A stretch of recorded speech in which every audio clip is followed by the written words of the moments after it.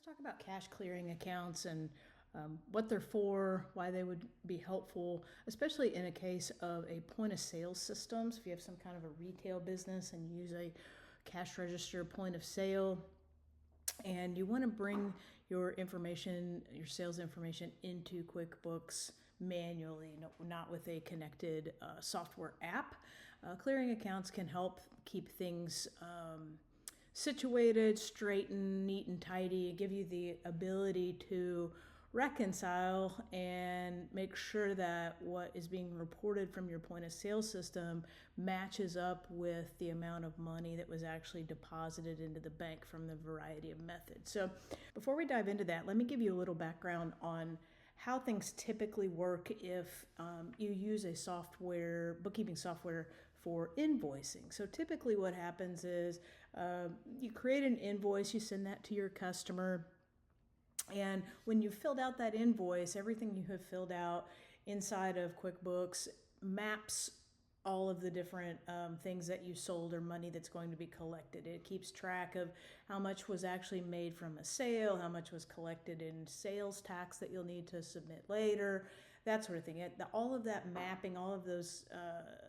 indicators are set up on that invoice, okay? And you send that to your customer, and then when your customer makes a payment, either through QuickBooks Payments or they send you a check, then when that deposits into the bank, typically the amount that was on the invoice and the amount that gets deposited into the bank are exactly the same. And even if you've included multiple invoices into one bank deposit, it's pretty easy using the undeposited funds feature, payments to deposit feature in QuickBooks to be able to match all that up to the exact amounts, okay? So that's typically when you're using QuickBooks software to invoice customers and then they pay you, it gets deposited in the bank. It's pretty easy to match all that up and keep track of it all. So you don't really need a clearing account in that situation because you can match everything up line by line or invoice by invoice.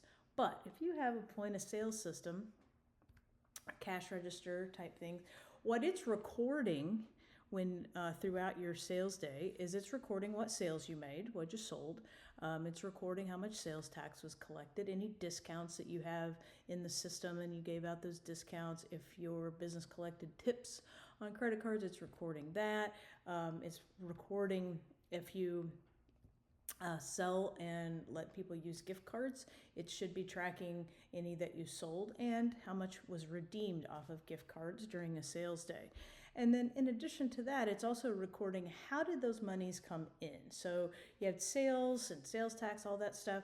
It's also recording how much of that came in cash or checks if you take that, and how much came in via credit cards. And typically point of sale systems nowadays like Square, Clover, Toast, all of those, they work as your credit card processor as well. But they're keeping track of how much was paid in cash, how much was paid in credit cards, okay? Now, then you have the deposits that are actually made to the bank.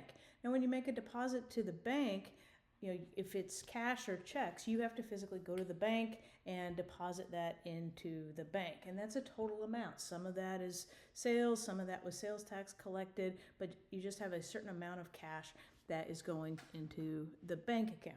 Okay, and then you have your credit card processor. Typically, a credit card processor will collect money that is charged on credit cards all day long, and they'll deposit the full sum the very next day. Now, depending on how everything flows in, what's actually deposited into the bank account might not match exactly what your point of sale system said was recorded in that day. And that's where a cash clearing account can come in. So in that case, a cash clearing account is used, it sits on your books as an asset. In QuickBooks, it looks like a bank account, but it's your own little sub account inside of QuickBooks that allows you to bring in all of the information from your point of sale system, and then also bring in all of the money that was actually deposited into the bank by whatever means it was deposited into this one account. And then that gives you the ability to reconcile that and make sure that what your point of sale system recorded and what actually made it to the bank are exactly the same. Okay, so what we're going to do in our next video, I'm going to show you how to create a sales journal that will allow you to take all of the information out of your point of sale system and get it logged to the correct accounts inside of QuickBooks. How much was sales? How much was sales tax? How much was discounts? How much was tips, etc. Okay.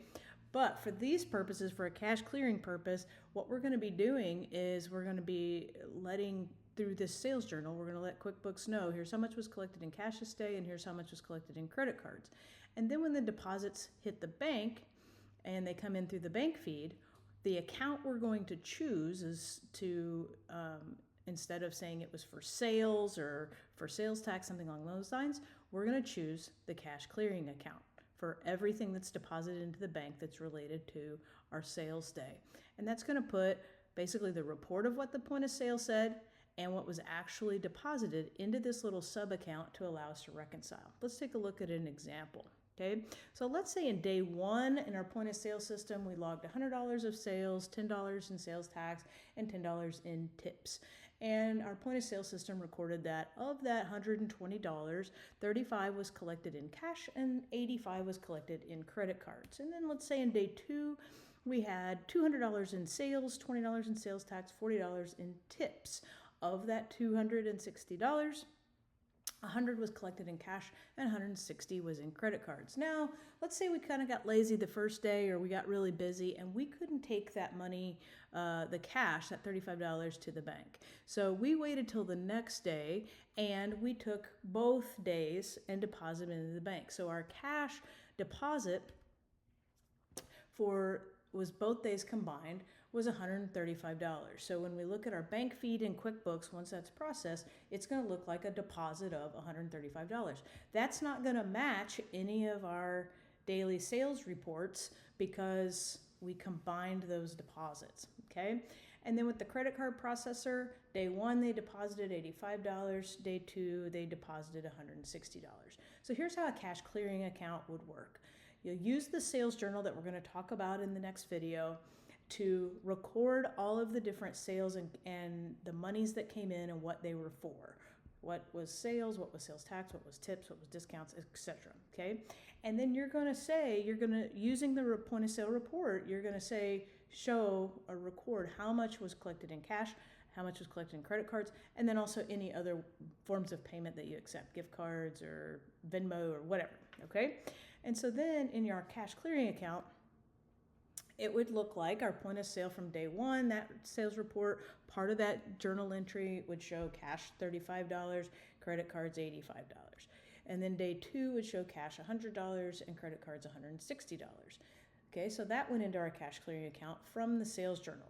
Then that totals $380. Okay, then from the bank deposits, when those came into the bank feed, we categorized the account to cash clearing. So that took those deposits. That cash deposit days 1 and 2 comes in as $135, and the credit card processor comes in, shows a deposit of $85 on day 1 and a deposit of $160 on day 2. Okay, when these come into the cash clearing account, the point of sale side shows up as a debit or credit, and the deposits show up as the opposite. So those will cancel each other out. So even though our point of sale journal entries showed cash one day of $35 and cash another day of $100, and the deposit was a full $135, we can still easily see inside of the cash clearing account that everything totals up to $380. So they cancel each other out. So then we know that the amount that we collected, that our point of sale system says we collected, and what actually hit the bank match up. And so in situations like this where you may be depositing different, some businesses, they may take some of their cash they've collected and they move it over to their petty cash account, and so it never makes it to the bank. Using a cash clearing account and adding to that journal entry that we're going to talk about in the next video can help keep all of that straight. And so basically it gives you an opportunity to be able to, at the end of the day, week, month, to be able to look at that cash clearing account and be able to reconcile what your point of sale system reported and what actually hit the bank, so that you can make sure that everything is getting recorded correctly in QuickBooks.